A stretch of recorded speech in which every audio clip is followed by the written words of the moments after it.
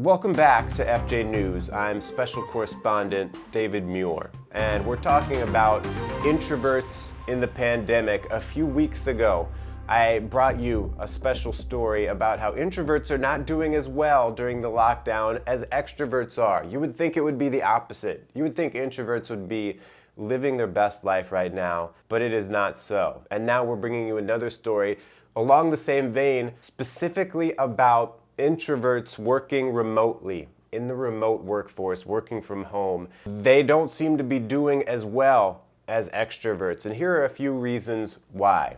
First up, you have video conferencing rather than real meetings or whatever. You know, when you go into work in the office, you expect to have some meetings, you expect to go to the conference room, sit around a table, talk out some stuff, and it's draining for sure. But there is some possibility that video conferencing could be more draining than being in person. Getting on Zoom with a bunch of your colleagues, the technology can make communication more difficult. Maybe you can't understand people.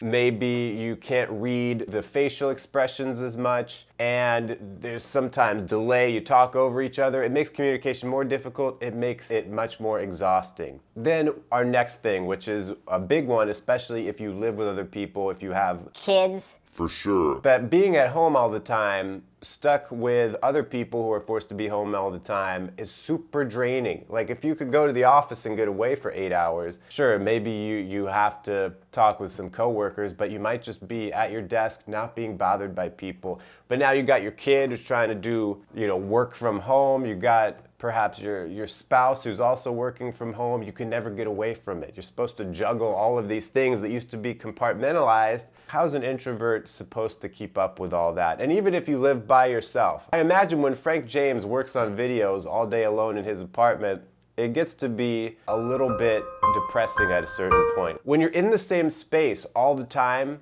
even, let's take the pandemic out of it. If you're just at your house working all the time, and then that's also where you relax, and then you look up one day and you look at the calendar and realize you haven't walked outside of your apartment for the last 3 days, that is not good for a person. And going to the office is just a good way to mentally separate places and just, oh, I'm going to the office, this is where I work. I think even if you work for yourself anyway, it can be good to have occasionally somewhere else that you go that is separate from your home where you are able to rest and recharge. And then lastly, sort of related to the first one, is that introverts, we don't need a lot of social interaction, but you do need it. Like, everyone needs it. Everyone needs to have a certain amount of socializing. And when you went to work with people, I'm sure that we all, we'd turn down a bunch of invites to go out, people getting drinks after work. But you take them up every once in a while, right? Now you can't do that. Now we have the virtual happy hour.